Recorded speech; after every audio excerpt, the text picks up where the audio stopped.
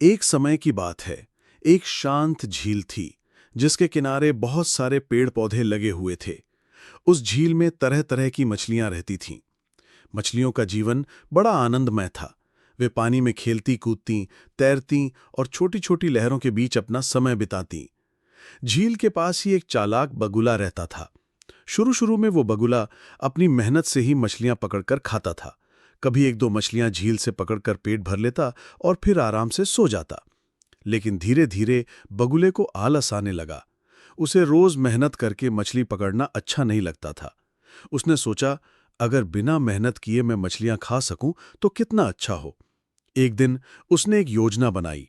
वो झील के किनारे उदास होकर बैठ गया। उसकी आंखों में आंसू थे और चेहरा चिंतित दिखाई दे रहा था। ये देखकर मछलियां आश्चर्य में पड़ गईं। वे पानी से बाहर झांक कर बोलीं, बगुले भाई, आज आप इतने उदास क्यों बैठे हैं? हमेशा तो आप खुश दिखाई देते हैं। बगुले ने गहरी सांस ली और दुखी स्वर में बोला, बहनों, मुझे तुम सबके लिए बहुत चिंता हो रही है। मैंने सुना है कि इस झील का पानी बहुत जल्द सूख जाएगा। लोग यहां आकर मछलियों को पकड़कर ले जाएंगे। अगर तुम सब यहीं रहीं तो एक भी मछली सुरक्षित नहीं बचेगी। मछलियां ये सुनकर बहुत डर गईं। वे आपस में बात करने लगीं, अगर सचमुच ऐसा हुआ तो हम सबका क्या होगा? हमारी तो जान खतरे में पड़ जाएगी। मछलियों की परेशानी देखकर बगुले ने अपना जाल बिछाया। उसने कहा, तुम सब चिंता मत करो।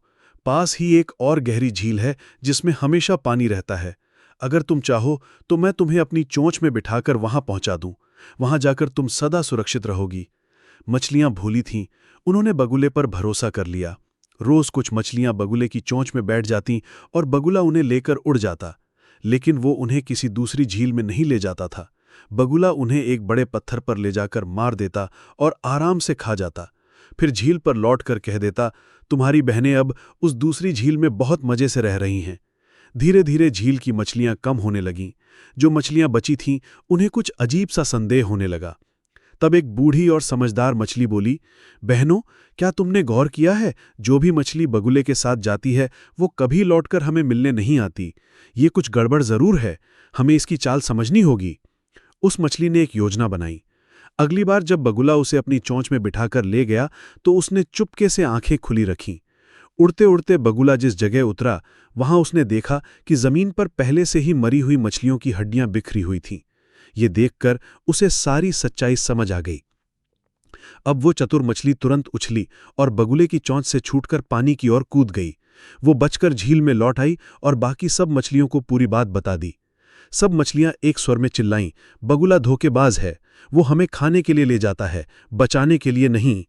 अब सभी मछलियां मिलकर सतर्क हो गईं। उन्होंने तय कर लिया कि अब कभी भी बगुले पर भरोसा नहीं करेंगी। जब बगुला फिर से किसी मछली को ले जाने आया तो सबने उसका मजाक उड़ाया और कहा, जाओ बगुले, तुम्हारी चालाकी अब नहीं चलेगी।